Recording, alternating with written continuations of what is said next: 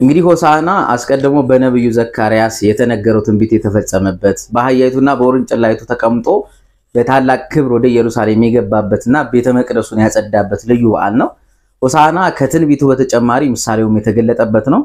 በኦሪቱ የነበሩ ነቢያት ዘመኑ የጸብ የጦርነት ከሆነ በፈረስ ተቀምጠው ጦር ነጥቀው ይታያሉ። በተቃራኒው ደግሞ ዘመኑ የሰላም የእርቅ እንደሆነ በአህያ ተቀምጠው ጭራ ወይም መነሳነስ ይዘው ይታያሉ ነገስታቱ ማለት ነው።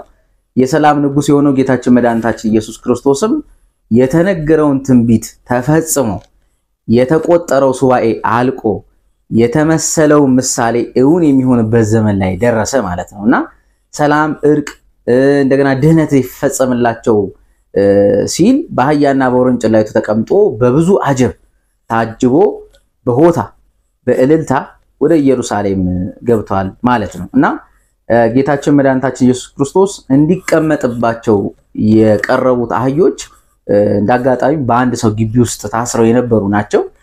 እና ጌታችን ከደቀ መዛሙርቱ ሁለቱን ከደብረ ዘይት አጠገብ ወደምትገኘው ወደ ቤተፋጌ ላካቸው ማለት ነውና ከላካቸው በኋላ በፊታችሁ ወዳለው ሀገር መንደር ሂዱና የታሰረች አህያ ከውርንጭላዋ ጋር ታገኛላችሁ ፍቱና አምጡልኝ ብሎ ላካቸው ማለት ነው። እንደ ሊቃውንተ ቤተክርስቲያን ትርጓሜም እነዚያ አህዮች ተሰርቀው የታሰሩ ነበሩ ብለው ይናገራሉ። ከነዚህ አህዮችም ባለቤታቸው ባልሆኑ ሰዎች ተሰርቀው እንደታሰሩ ሁሉ የሰው ልጆችም በምክረ ከይሲ ወይም በዲያብሎስ ተታለው በእግዚአብሔር ላይ ያላቸውን እምነት አጉድለው ሕጉንም አፍርሰው ከተከለሉበት ዕፀ በለስ ወይንም ከተከለከሉት ዕፀ በለስ በመብላት ለ5500 ዘመን በአጋንንት ቁራኝነት ታስረው ይኖሩ ነበር። ጌታችን መድኃኒታችን ኢየሱስ ክርስቶስ በእርሱ ቤዛነት አምነን በሐዋርያት ስልጣን ከኃጢአት የምንፈታበት ዘመን መድረሱን ሊነግረን ሲፈልግ ሐዋርያቱን ወደ አህዮቹ ላካቸው ማለት ነው። ሐዋርያቱ ወንጌል መንግስትን አስተምረው አሳምነው በተሰጣቸው ስልጣን በኃጢአት ማሰሪያ የተያዘውን ዓለም እየፈቱ ወደ ክርስቶስ የሚያቀርቡ እውነተኞች መልእክተኞች ናቸው። አህዮቹን ፈተው ሊያቀርቡለት ሲሞክሩ አንዳች የሚቃወማቸው ቢኖር ምን ታደርጋላችሁ የሚላችሁ ቢኖር ጌታቸው ይሻዋል ይፈልገዋል በሉ የዛን ጊዜ ይሰጧቸዋል ብሎ ነገራቸው። እንደነገራቸው እንደ ቃሉ ማደረጉ አህያይቱን ከነውርንጭላዋ አመጡለት። ካመጡለት በኋላም ልብሳቸውን ያወለቁ በላያቸው ላይ ጫኑ። በሚሄድበት መንገድም ልብሳቸውን አነጠፉ። የተቀሩትም የዛፍ ጫፍ እየቆረጡ በመንገድ ላይ ያነጥፉ ነበር። የዘንባባን ዝንጣፊም ይዘው ከፊት እየቀደሙ ከኋላው እየተከተሉ ሆሳዕና ለዳዊት ልጅ በእግዚአብሔር ስም የሚመጣ እርሱ የተባረከ ነው ሆሳዕና በአርያም እያሉ ይጮሁ ነበር ማለት ነውና አህያና ውርንጭላዋን ስንመለከት በዚህ ዓለም ላይ እንግዲህ አህያ ለሸክም የሚያገለግል የተናቀ ግን ትሁት የሆነ እንስሳ ነው። ከዚህ በተጨማሪ አህያ እንደ በቅሎ ሰጋር እንደ ፈረስ ደግሞ ፈጣን አይደለም። በአህያ የተቀመጠ ሰው ማሳዱ አይዝም፣ ጋልቦም ሮጦም አያመልጥም። አህያ ጌታውን በቅንነት ያገለገለ የሚኖር እንስሳ ነውና ጌታችን በዚህ ትሁት በሆነችው አህያ መገለጡ በትሁታን ለማደሩ ምሳሌ ነው። ራሳቸውን ዝቅ ያደረጉትን እርሱ በረድኤት እንደሚያድርባቸው ለማሳየት ጭምር ነው። ከዛ የዘንባባን ዝንጣፊ ደግሞ ማንጠፋቸው ጌታችን በሚያልፍባቸው በኢየሩሳሌም ጎዳናዎች ላይ ያጀቡት ሰዎች የዘንባባ ዝንጣፊን የዘንባባ ጫፍን እየቆረጡ በመያዝ ያመሰግኑት ነበር። ይሄውም የደስታ የድል አድራጊነት ምሳሌ ነው። አብርሃም ይስሐቅን ይስሐቅ ያዕቆብን በወለዱ ጊዜ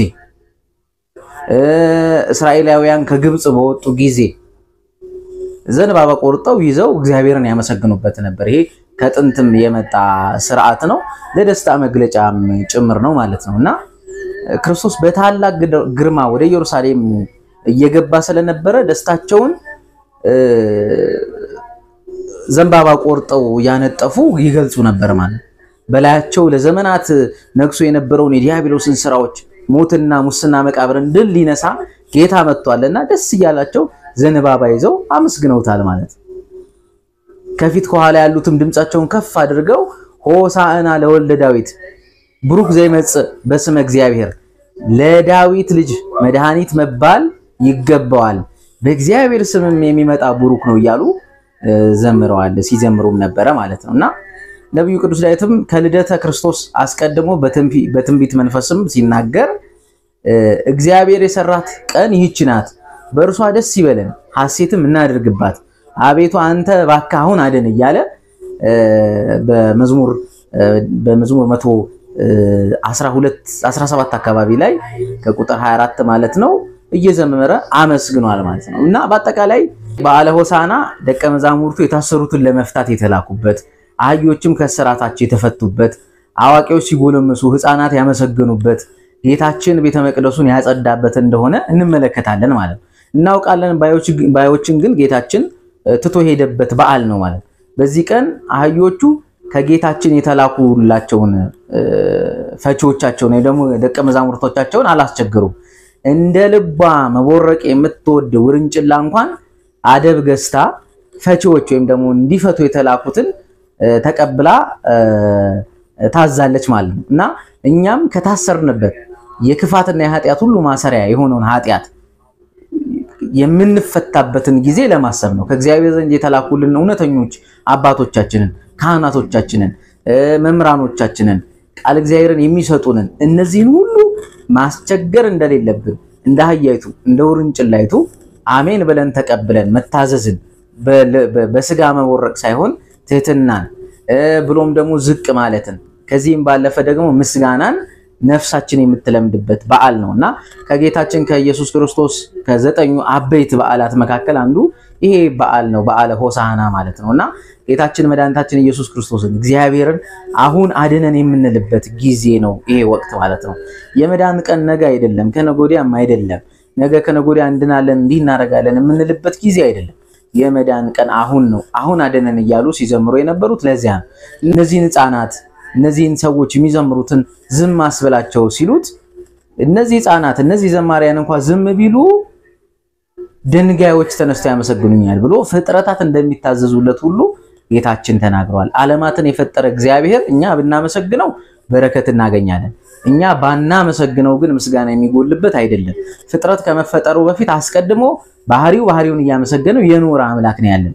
ስለዚህ ብናመሰግን ጥቅሙ ለኛ ነው፣ ባናመሰግን የሚጎልብን ጉዳቱ የኛ ነው። ስለዚህ ለእግዚአብሔር ምስጋና ማቅረብ ውዴታችን ሳይሆን ግዴታችን ነው። እኛም በረከት ለማግኘት እንደገና አሁን እንዲያድነን ደግሞ በመማፀን ጭምር ነውና ሆሳዕና በዓልን በዚህ መልኩ እናከብራለን። ይህንንም በዓል የጌታችን በዓል እንደሆነ አምነን በዓሉን በድምቀት በተለያዩ አድባራትና ገዳማት በየአጥቢያው ስርዓቱ እጅግ ልዩ በሆነ ስርዓት በአራቱ አቅጣጫ ወንጌል እየተነበበ መርሃ ግብሩ ይደረጋል። እግዚአብሔር ከዚህ በዓል ረድኤት በረከት ለሁላችን ይክፈለን፣ ይቆየን። ወስብሐት ለእግዚአብሔር።